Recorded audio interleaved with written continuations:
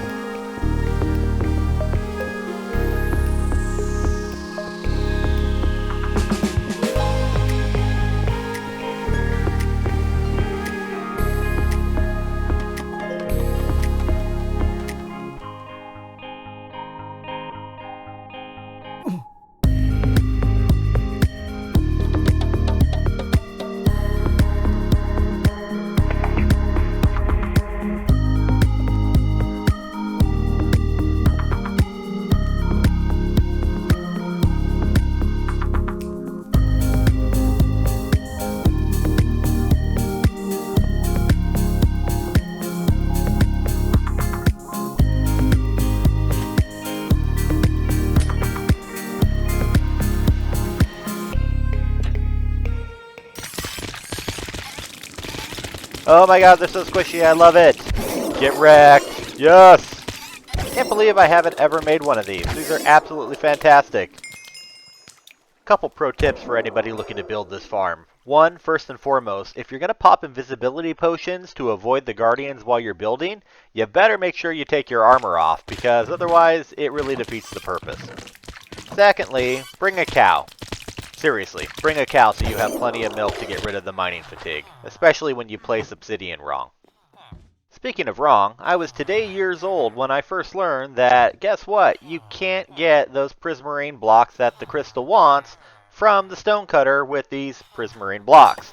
You actually have to directly craft it with the prismarine shards. What an absolute stupid design. I cannot believe this is not in here. I actually honestly believe that this might just simply be a little bit of an oversight with the customization of the way that the stonecutter works in modded Minecraft. Otherwise, if it's purposeful, well, I've got nothing. I really don't know why you couldn't be able to do it. But anyways, doesn't matter. I've got literally like an infinite supply of these things now. It's kind of time to turn our attention to something else. And by something else, something more fun, or at least fungus. Now, I really haven't had much need for mushrooms of any kind in Minecraft before, so I'm unfamiliar with the mechanics of what it takes to actually spawn them, other than that I'm pretty confident that they need to be enclosed, and they probably don't need a whole lot of light. That would be typical mushroom stuff, as far as I know. That said, there's a shocking lack of mushroom farms on the interwebs, and I'm really not surprised. Honestly, who needs mushrooms anyways? But without the benefit of unlocking any of the really cool mods in this mod pack yet, which do have some solutions for growing mushrooms in just an incredibly simple way, we had to try to get a little more complicated here. So we're alternating with the red and the brown, trying to leave just one spot for these things to grow that would then trigger an observer to automatically farm it. Like I said, we'll see if this actually bears any fruit, or in this case, mushrooms. I don't know, are mushrooms fruit? Day 215 and we were back in the end. I wanted to make sure I had a spare elytra just in case I did something stupid with mine and, you know, broke it, as one does sometimes. It didn't actually happen, I just wanted to have a spare. And take the opportunity to collect some more of these end rods. They're incredibly useful to convert into iron rods to use for my automated pistons for, you know, breaking stuff. And of course, while you're here, you might as well get more of these dragon heads. They do come up on occasion for the vault crystals. You can get them as loot inside the vault, I believe from boss crates, but you don't want to bank on that. So just whenever you have the opportunity and you come across one of these, you might as well collect it. And with that, time to head home for day 216. It would dawn on me with such a pain it is to stay up for 3 nights to see these phantoms that I probably should have whacked that thing so that I could have at least gotten some of the membranes. Those are probably going to be useful. Opportunity lost. Live and learn. Throughout day 216, we were working on vault crystals. As you do. It's the grind within the game, but we love it. It's fun, it's entertaining, it's a pretty cool gimmick if I'm being honest, although it can be incredibly frustrating if you don't have the materials that you're looking for. I was a little surprised to see that those berries don't actually grow at all with my twerking. Maybe if I upgrade it? I'm not sure. Well, vault crystal achieved. I think that leaves just one more left to do. Let's see what we've got and what it needs. Come on, easy money. This would not be easy money. Diorite, cactus, and broken music disc? All things I don't have. Visual rage. Well, when the vault gods give you lemons, it's time to make more farms. Let's start with cactus. That'll probably be the easiest. Since I don't have twerking leveled up, I decided to make a passive growth cactus farm. They're pretty standard, pretty typical. You build a big square box, you fill it with water so it all drains into the middle, and you put some fence posts next to some elevated sand blocks. Then that way, once the cactus grows, it touches the fence, it automatically breaks, falls into the water, and goes into your chest. Pretty simple stuff. With the first layer set, we now need some cacti. Cactuses? Not sure which one's right. I think it's cacti. Anyways, off to the desert to harvest cactus. I know, super exciting stuff. It just seems like at every turn, these vault crystals demand that you make another farm, otherwise you're going to regret it the next time the same item pops up. With cactus in hand, it's time to return back home. You know, I know it's going to break with conventional wisdom of what to prioritize with knowledge points once you start getting them. I absolutely feel like my very first knowledge star is going to be spent on unlocking waystones. I just think there's way so much utility, especially in the early game, to get some benefit out of having that. And then we can start dumping points into decorations, as you do, to lower the cost of the other knowledge things. I don't know if the math works out right on that or not, but it's what I'm going to do. Speaking of math not working, I did not put these initial fence posts at the right height. So we had to redo it all, get them up to elevation, and lo and behold, it'll let me place cactus. I told you guys, I am sometimes an idiot when it comes to this game. But that's alright, it's all for progress and glory. Now that we've got the pokey crop going, what's better than having one layer of it than having two? It's time to elevate our game and elevate our crops. We need to build more, because passive growth generations of these things are incredibly slow. Like, really painfully slow. Not as bad as mushrooms, but yeah, they're going to take a while without having twerk to be able to influence the growth rate of these things. So, the more, the merrier. So we'd finish off the walls here on this second layer and feel satisfied with the job pretty well done. Speaking of painfully growing mushrooms, let's go see how well the farm's working. As it turns out, it technically actually grew mushrooms. It just didn't actually grow them where I wanted them to. I figured they would pick probably the most desirable path of least resistance and grow on the dirt that was facing the observers. That didn't seem to be the case. These mushrooms were perfectly content growing on the cobblestone, the glass, pretty much everywhere except for where they were designated to grow. Oh well, I don't have much of a green thumb. So as it's now the wee hours of day 220, we'd make sure everything was lit up properly on the top of our cactus farm and check our rewards. Well, it's a good thing we brought extra cactus with us. Cacti? Cactuses? I don't know, jury's still out on that one. Anyways, time to check something off our list. Sorry about your buddy. With cactuses complete, it's time to turn our attention to the next farm. Sadly, without unlocking some of the specialty mods in this mod pack, you can't really farm anything that's a derivative of cobblestone. Things like diorite, granite, etc. Yeah, it's got to be done the hard way. But fortunately, the recipe's not too complicated to just simply make diorite. It's 2 parts cobblestone and 2 parts nether quartz, which is in relative abundance, and thankfully we have vein mining. For quantities in the couple hundred, this isn't really too much of an inconvenience. Pretty simple and straightforward to do, not overtly time consuming.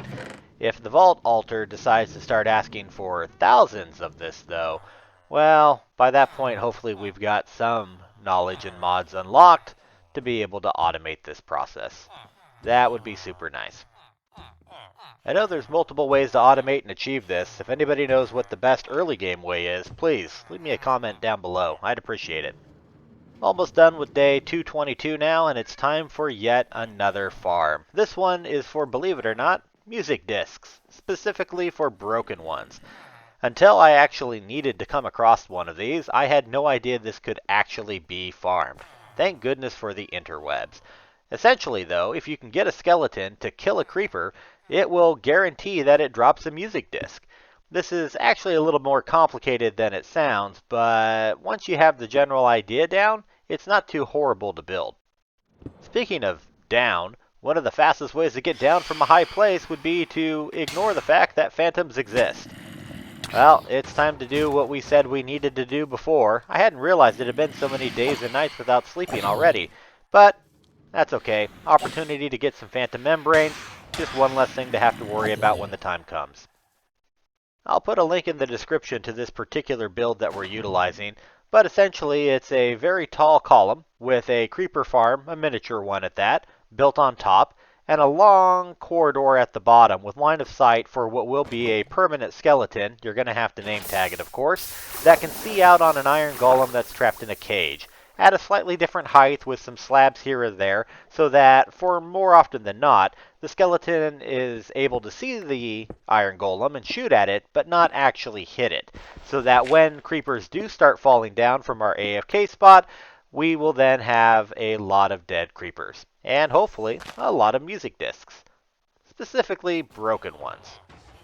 It's a good point here to take a moment and just pause at the overall vastness of this game that is Minecraft, not even the modded aspect of it. I'll be honest, I didn't even realize broken music discs were a thing. Usually when I'm playing and I come across music discs, I end up having like 42 copies of Cat. I've never actually seen a broken music disc myself. I just love that after this many years of playing this game, I can still find all sorts of new things that I had absolutely no idea about. In the video now, you can see the miniaturized creeper farm going up. We're up several hundred blocks here. We've got a pretty simple water pathway. We've got some glass. We're building the roof that overhangs just a little bit more than the actual platform for the spawn area. And of course, we'll come inside here and put some trapdoors on the ceilings so that we can guarantee that all we get are creepers in this farm. Always makes me nervous with the lightning and the thunderstorms and being the highest thing up around in the area. I don't know what the damage output is on a bolt of lightning, and I don't particularly want to find out. We are still trying to treat this as a hardcore series, and I don't want any unnecessary death on my hands. Hardest part is now complete. We have Skeletor in the house. We're good to go. Pro tip, make sure you're not wearing thorns when you do this process. We spent too many days. As you can tell, it's already towards the end of day 229, trying to lure skeletons into here only to have them die for reasons that I could not understand until I saw them shoot me and then take fatal damage. Stupid thorns. Time to head to our perch in our AFK spot. Super high up here, just shy of 200 blocks, and now we play the waiting game. It actually doesn't take too long for this farm to start producing. Once you make it all the way up here to your AFK spot, the creepers are going to start forming, and they're going to make their way down the drop shaft and get in the line of sight between Skeletor and our poor unsuspecting Iron Golem. Interestingly enough, about 1 in maybe 100 of those arrows actually does end up hitting the Iron Golem, at least when you're not in your AFK spot and there are creepers in the way. As we can see, from just a little bit of time, it's just barely the day 2:30 early in the morning, we've already got one broken music disc. The farm works. So let's go ahead and AFK through the night.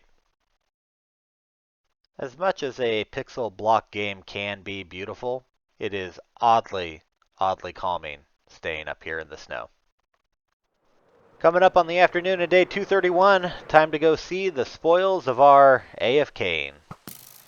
I think all in total we spent roughly about 12 hours in game in our AFK spot, so just about half a day, Minecraft day at that.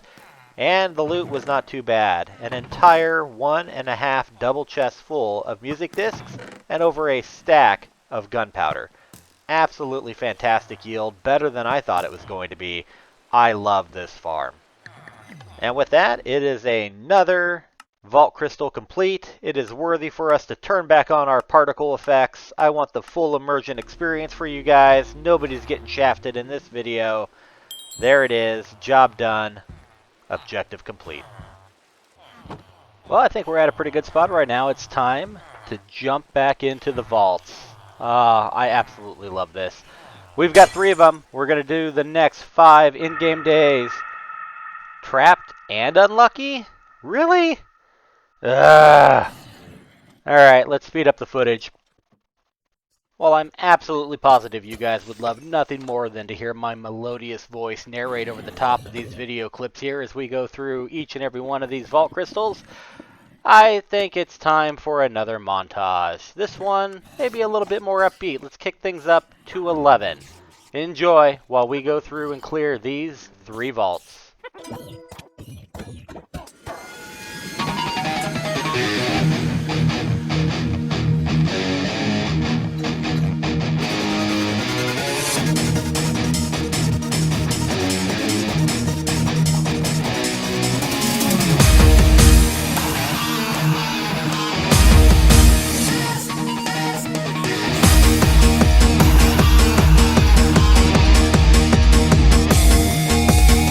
Do you like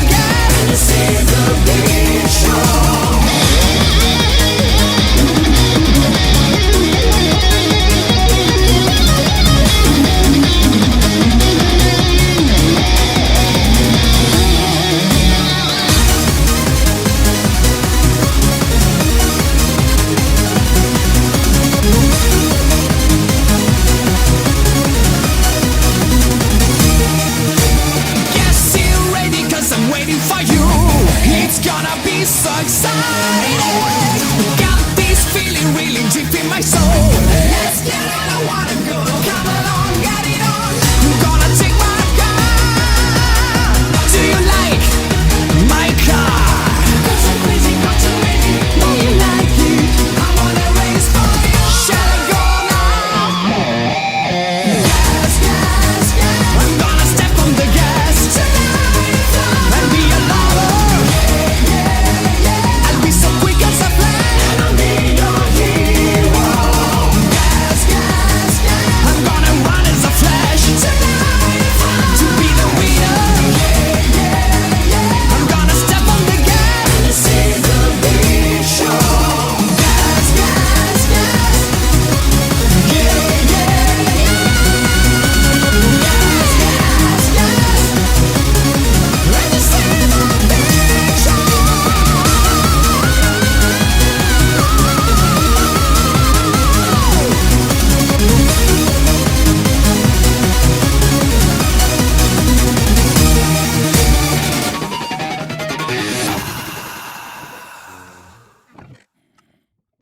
Man, I would have really loved to have been able to complete that puzzle room. That's alright, just not quite all the colored pieces, but we've got the ones that we did collect for next time. Hopefully we'll get lucky. Well, not so bad. 3 vaults in 5 days, lots of inventory manager to be had. I think this has been pretty successful. I don't know about you guys. God, I love running these vaults. Let's go get more. And more we shall have. Back down into the mines to harvest more precious vault ore. We'd find one pretty quick and get 3 vault rocks out of it. Not too bad of a haul if I do say so myself. Let's see what it's got in store for us. Well, cake's not a problem. We got a facility set up for that. Ink sacs are interesting, but I'm not about to make a squid farm. And andesite, another really annoying product to make since you have to kind of craft it. Very similar to what we did with the diorite. For now, though, it's time to kill some squids. Fortunately, there's quite a lot of these little buggers in the river right next to the base, so I didn't have to travel too far to get my hands on the minimum that we needed. Sometimes the bare minimum's all you need. You don't got to make a farm for everything until the game demands that you do. We're not at that point yet. The real annoying one here is the andesite. Very similar to the diorite in that you actually need diorite to be able to craft andesite. It's diorite with additional steps. And by additional steps, I just mean more cobblestone. So we take the 2 parts cobblestone, the 2 parts nether quartz, and make our diorite. We then take the diorite and the cobblestone in equal measure, and it gives us andesite. I will be super thankful once we're able to automate some of this. But for now, we make what we need by hand, get it turned in, move on to item next. Making cakes is also kind of an annoying process. Sure, I've got a couple farms set up to be able to help make this a non-issue, but it would be roughly about 100 days from this point in time before I would come to realize, you know what? I already have leveled up farmers upstairs. For 1 measly emerald, I could just be buying cakes. I won't figure that out for some time though, so a little foreshadowing for you guys. Either way, it's a job well done. Yay, I did it good. We got another one. It's time to keep this party going. What do we need this time? Hey, look at that. It's a dragon head. I'm so glad I grabbed extras of those when I was over in the end. That'll make this one pretty easy. And just like that, it was super easy. Had everything we needed for this one. Sometimes it just doesn't need to be complicated. 2 down, 1 to go. Poison potatoes, I got that, and spades. We got lots of them up here. The rest of the materials for this one, really not too much of a problem. A little bit of sand, a little bit of redstone. Yeah, we've got this, and I know where to get pumpkins. These 3 seem to go pretty quick. It's only day 240, and I felt like, you know what? Let's just go ahead and dedicate some days to fleshing out more of these. And that's what we did. Back down in the mine, gathering up more of the vault ore, and converting them into vault rocks. Hey, check this one out. It'll use that prismarine that I accidentally made that one time. Cool. Maybe Bob Ross was right after all. Happy little accidents do exist. The altar gods were being kind. This seems a little bit too easy. That's okay, I'm not going to complain because I know they're getting ready to shaft me. I can just feel it coming. Oh hey, would you take a look at that? It's called the shaft. The Nautilus shell's not so much of an issue, but the Basalt, I'm not really set up for that yet. You asked for it, boys and girls, it's farm time. In case you didn't know, basalt can easily be made by having flowing lava over soul sand with adjacent blue ice. It sounds complicated, but it's actually pretty simple to set up. We're going to run a modified version of the cobblestone generator that I have using the interval glass timers to be able to push some sticky pistons with the iron rods down on top of the basalt, having the train and minecart collection underneath to be able to gather it all. This should work out just fine. There is only one problem. I was out of slime balls, and that meant I needed to turn on Show Me Slime Chunks. That's a thing in the mini-map in case you didn't notice. Check that out. Lots of slime blocks. So after finding a chunk that's just a little bit to the south, primarily completely intact with very minimal caves around to light up, I decided this was a good spot as any to go ahead and start digging out. It's now day 247. It would take several days to go ahead and hollow this thing out, get all the mechanics built, and get our collection system set up for us to be able to quickly come down here and access things, as well as to allow it to happen. The slime farm is several floors high, with a couple of iron golems tucked away into the walls to entice them to come walking out over the cliffside edge, to come step on the magma blocks and get disintegrated. It works actually pretty good. It took roughly about 3 days or so for us to get just over a stack and so of slime balls. It was so nice that I actually decided, you know what, we're going to get fancy and make a bubble column here for us to be able to quickly get in and out of it. Although with already an entire stack of 64 slime balls, I really don't know how many more sticky pistons I'm going to need. We take a moment and pause to properly label the up and down. You know, because I get forgetful. With slime balls in hand, we can make enough sticky pistons to make the machinery that we needed to go ahead and complete the basalt farm. I'm sure there's probably more elegant ways to do this, but this works just fine for me, and it makes a crap ton of basalt. I'm happy. Now, if only there were ways to do this with things like, you know, granite and diorite and andesite, I'd be a happy, happy hunter.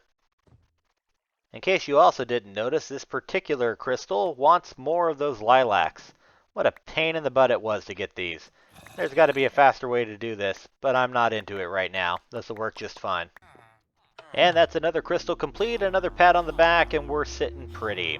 This is going to leave us with just a couple more to flush out, and then we can do another montage of all these vault runs. The goal is to get to level 25 before the end of 300 days. Does that say white concrete? I have no idea how to make concrete. In fact, I have a chest full of it over here from a gifter statue. The problem was that it wasn't regular concrete. It was some sort of modded concrete. So I actually had to go farm and make regular white concrete powder, and then find a way to convert that into actual concrete. I've never bothered making concrete before in Minecraft, so this was something altogether new to me. I had an idea for mechanizing the process of converting the powder into actual concrete without me having to click and then mine and then click and then mine. So I had to test out with the various options for being able to place it. As you can see, the dropper just sort of spits it out. It doesn't actually place it. I don't know why I thought there'd be some physics to it, but as you can tell, the dispenser is definitely a much better way to go because it actually places the sand. Now all I got to do is find a way to encase that in water, find some mechanism to be able to do it, and be able to subsequently break it and collect it. That screams another farm. This farm would prove particularly difficult to get everything completely working the way that I wanted to. We ended up doing quite a bit of testing with these glass interval timers in terms of what sort of redstone signal strength that they're able to output, as well as some of the materials that were necessary to be able to convert that signal all the way down to where I wanted to be able to have it trigger and automatically power the dispenser so that the timing was right, that the dispenser would trigger, place the white concrete powder, it would convert into actual white concrete, and then the piston would come down and break it for collection. Loop, repeat. As you can see though, there's some challenges with the actual redstone powering itself. The redstone signal itself coming from the interval timer is pretty weak, but it can be amplified with things like repeaters and observers. As it would turn out, that's not even the end of all of the problems. As it would turn out, there's fundamentally some sort of a issue with the redstone signal being able to travel in a downward fashion from glass blocks. I had to replace several glass blocks with actual solid blocks to be able to allow the signal that was coming out to make it all the way down to the dispenser below. Once I figured that out, it was simply a matter of finding what the actual timing was going to be able to make the whole thing work. The initial hangup was that it wasn't placing the white concrete powder because the piston was still deployed. So we would shorten the blue interval, which is how long the piston actually stays out, and increase the time on the actual triggering mechanism for when it would go ahead and decide it wanted to break. Watching it live in action, we were able to fine-tune this a little bit, and the most efficient way was a 0.25 on the downward duration with a 1 second gap in between. Anything faster than that, and it was subject to messing up every now and then. And while it doesn't need to be 100% efficient, it just needs to be automatic. This farm is completely good enough for us to be able to make concrete from concrete powder. With the demands of the altar satisfied, another crystal to be had. Times are good. We're rolling in these things, baby.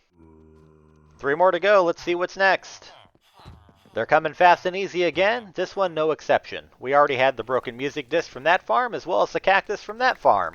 All we needed to do was come down to the nether, do a little vein mining, a little bit of gathering, bring it back up topside, and we're good to go. And that's going to be another altar satisfied on day 255. We've got 2 more of these to go, and I do not get tired of hearing that sound. Look at this one. This is even easier. Probably the easiest one to date. We had absolutely everything we needed sitting in the chests around the altar. I'll take it. 1 more left to go and something new on the altar. It wants bricks. I'm pretty confident I can buy at least the base bricks from a stonemason. Well, time to go back to our village job relocation program and see what we've got. We had a spare guy who accepted his new lot in life and immediately offered to sell us what we needed.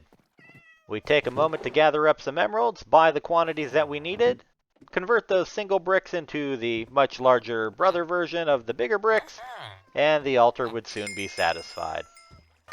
We're currently sitting at vault level 9. That gives us 12 total crystals. I wonder if that's enough to get us to the coveted level 25 before the end of day 300.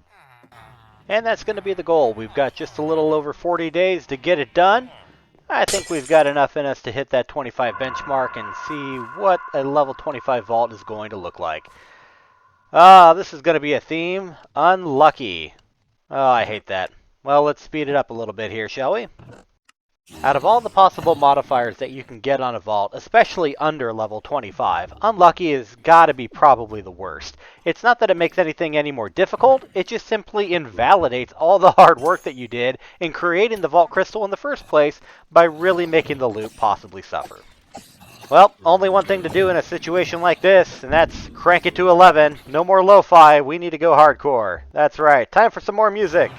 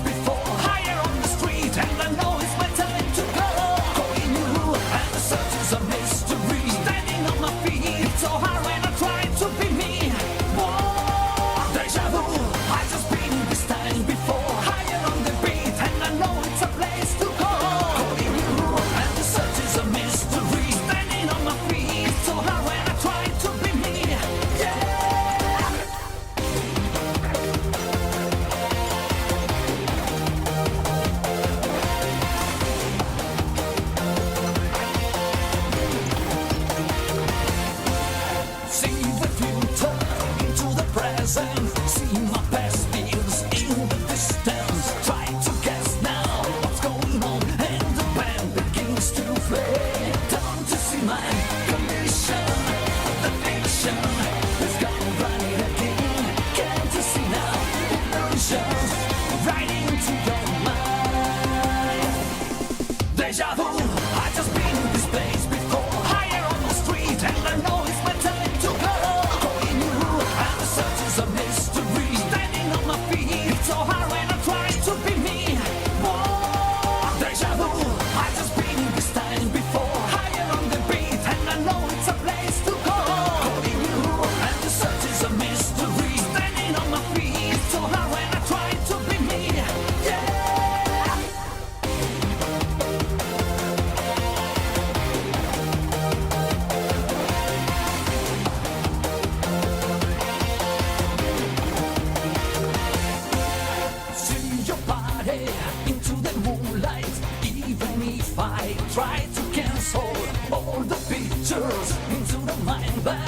flashing in my eyes. Don't you see my condition? The nation is gone running again. Can't you see now? Emotions right into their mind. Deja vu, I just been in this place before. Higher on the street, and I know it's my time to go. Calling you, and the search is a mystery. Standing on my feet, it's so hard when I try to be me. Whoa, deja vu, I just been this time before. Higher on the beat, and I know it's a place to go. Calling you, and the search is a mystery. Standing on my feet, it's so hard when I try to be me. Yeah.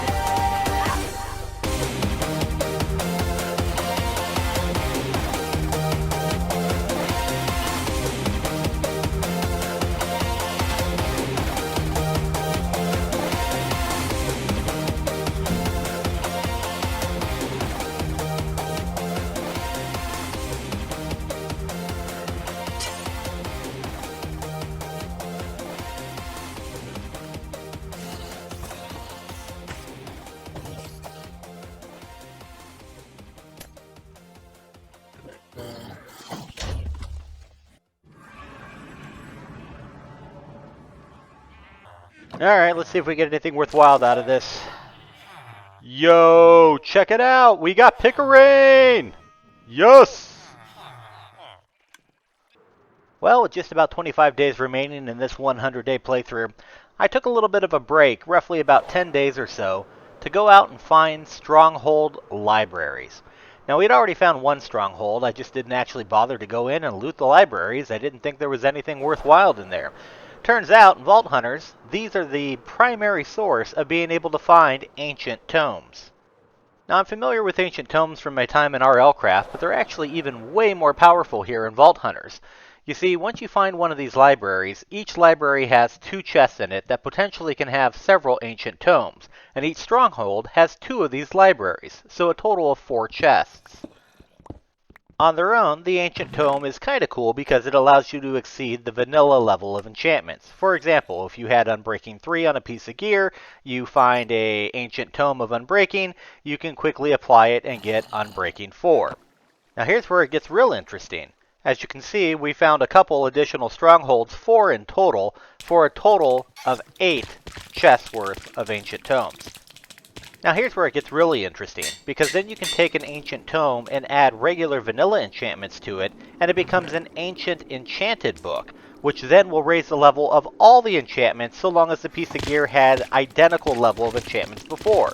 So again, in our example, if you had already Unbreaking 4 and another ancient tome of Unbreaking 4, but then let's say you also had Protection 4 on there, and you put Protection 4 on the tome, when you combine the books together, the Unbreaking would go up to Unbreaking 5, and the Protection would go up to Protection 5 as well. And that's just an example. There's a lot of different combinations with this, and it can get even crazier with some mods in the mid to late game.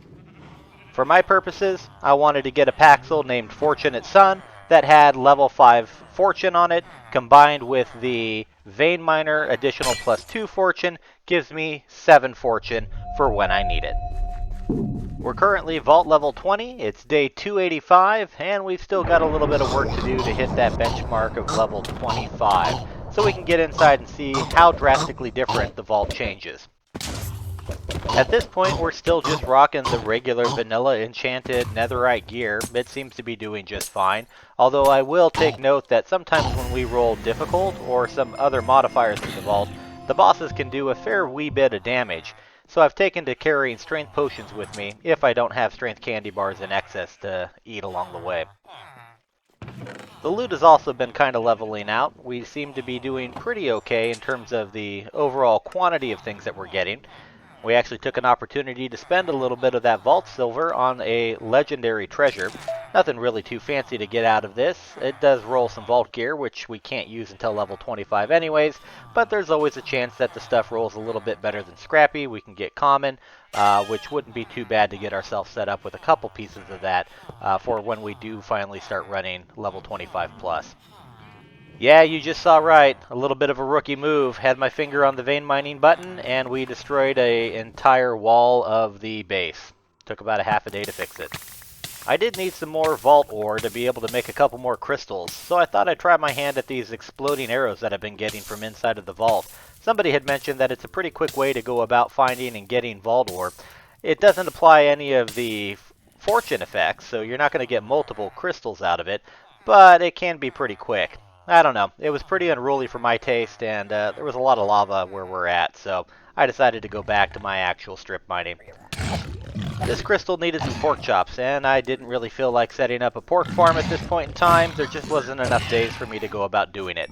The next best thing is to get a pretty good looting weapon, head into the nether, and find those hoglins. With good looting, hoglins can drop up to 6 pieces of pork chop, and that's not bad. Now I know that this crystal only asked for 1 honeycomb, but it dawned on me that, you know what, it's probably not a horrible thing to get a little honey farm going. I had a couple of the beehives that I had gotten from inside of vaults, and then I'd actually go out and spend a couple days exploring, finding some additional ones, and really just kind of getting this little area set up. We'd breed up the bees with a lot of the poppies that we had from our iron farm, and make a nice little pad and area for them to be able to pollinate. Pretty much at any given day, every single one of these beehives will be full of honey, and we can go in and harvest them and get roughly about 3 honeycombs per each one. It's anywhere from about 10 to 15 pieces of honeycomb per day. And while we don't see it in this video, trust me when I say several of the vaults start asking for the honeycombs. Now we also found a use for these dead gifter statues. It turns out you can make an interesting little cauldron, which I put up on the roof. And if you fill it with all of these dead statues, over time you'll build up to 100%, and you can get an Omega statue, a really big giant one that infinitely provides you with 1 resource. We're getting pretty close. We got about 5 days left on the clock, and I want to make sure we hit that level 25 benchmark, so it's back into the vault for us. Strong and difficult. Yeah, go figure. It's not horribly bad, really difficult. It just raises the level and makes most things a couple additional hits to kill. I was a little worried about what it would do for the boss. He did scale up for sure. We had to go through a few more of our healing potions than we normally would have, but it wasn't anything we couldn't manage. This is probably the extent of as hard as it's going to get with using just plain vanilla gear inside of a vault. Well, no rest for the wicked. We've got 3 days left, and it's right back into another vault. This one rolled with some interesting things: speedy, personal space, and safe space. It wasn't overtly lucrative, but the boss was surprisingly more challenging than I thought the difficult one was. It's so weird, because sometimes the snowballs feel like they do a lot of damage, and then other times it feels like they do no damage at all. I thought they were just supposed to push you back, but they certainly hurt. I don't know what else to say. It's really, really kind of weird. Alright, we got 2 days left. Let's check out the loot, see what we got.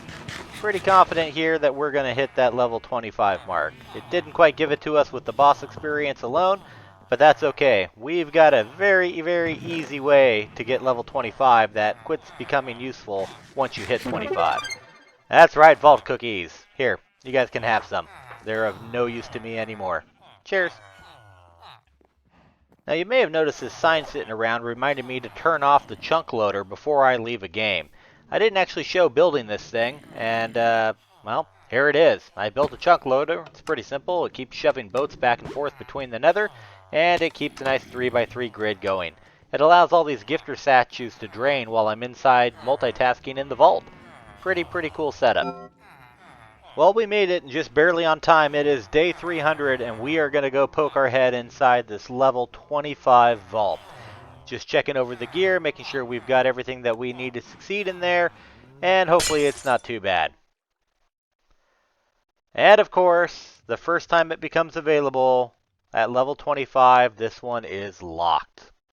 For those that don't know, locked means you cannot leave through the way that you came in. You absolutely have to kill the boss to be able to get out, otherwise you instantly die and you lose all your stuff.